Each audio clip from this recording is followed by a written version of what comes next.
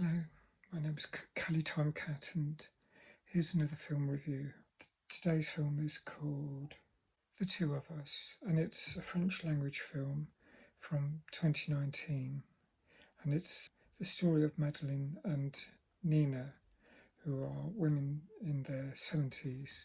They're having a relationship together, but Madeleine's family doesn't know about it.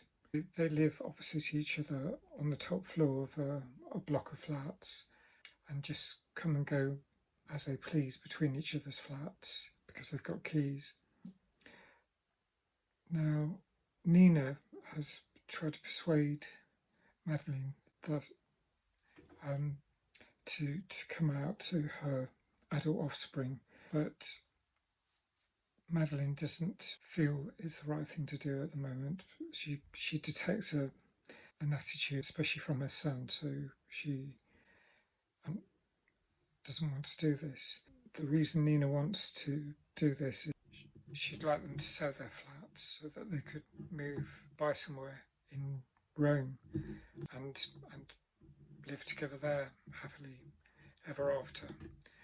But unfortunately, soon after, Madeleine bottles it and doesn't come out to her daughter and son. She has a stroke and she isn't able to talk. And this means that her daughter in particular starts to take control of her life and actually arranges for her care. And things start getting really complicated for Nina, who is cut out.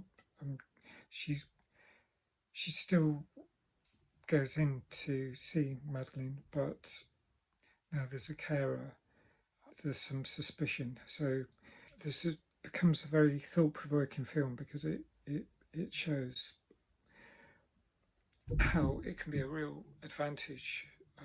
It can be terrible to not come out to your family in circumstances where they're making the decisions over your life, arranging for your care.